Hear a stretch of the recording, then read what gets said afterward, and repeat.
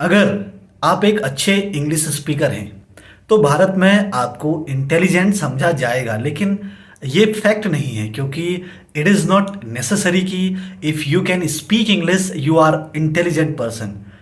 एक हिंदी भाषी भी इंटेलिजेंट हो सकता है, लेकिन हाँ, अगर आपको भारत में सफलता चाहिए, खासकर अगर आप एक वर्किंग प्रोफेशनल हैं या फिर आप एक एंटरप्रेन्योर हैं, तो अगर आपको इंग्लिश भाषा आती है, आप comparison to non English speaker से ज़्यादा ग्रो कर सकते हैं। क्योंकि भारत में आप देखो, अगर आज की डेट में कॉरपोरेट सेक्टर में या फिर आप अगर स्टार्टअप वर्ल्ड में भी भारत की जाए तो इंग्लिश स्पीकिंग बहुत ज़्यादा प्रचलन में है और ये आज़ादी के टाइम से ही चली आ रही है। तो अगर आप इंग्लिश जानते हैं, यू कैन स्पीक इंग्लिश, सो आपकी ग्रोथ के परसेंटेज कंपैरिजन टू उन लोगों के जिनको इंग्लिश बोलना नहीं आता है या भी लोग नहीं बोल पाते हैं उनसे ज़्यादा होती है। नमस्कार दोस्तों, मेरा नाम है नीरज और आपका स्वागत है एक और नई वीडियो में। आज इस वीडियो में मैं एक ऐसा रीज़न बताने वाला हूं that why most of the people are scared of speaking English. भले ही उनको आता है, they know how to speak, और उनके पास शब्दों का ज्ञान भी है क्योंकि आप देखें ना, कक्षा 1 से लेके कक्षा 12 तक आपको पढ़ाया जाता है इंग्लिश, आप पढ़ते हो, आपका एक नेसेसरी लैंग्वेज इंग्लिश है।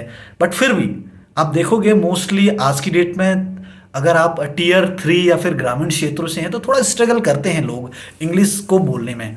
अब हम टीयर 1 की बात नहीं करेंगे जहां बिल्कुल इंग्लिश को मैंडेटरी कर दिया गया है, लेकिन अगर ग्रामीण क्षेत्रों और टीयर 2 की बात करें तो थोड़ा बहुत चैलेंज आता है।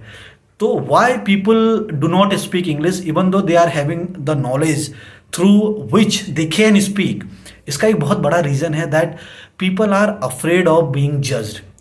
यानी कि अगर आपने इंग्लिश बोली तो देर आर हाई चांसेस कि sometimes you will make mistakes, और अगर आपने गलती की, आप उस जजमेंट से बचना चाहते हो जो आपके आसपास के लोग आपको उस वक्त आपके प्रति एक जजमेंट बनाएंगे कि आपने गलत बोला।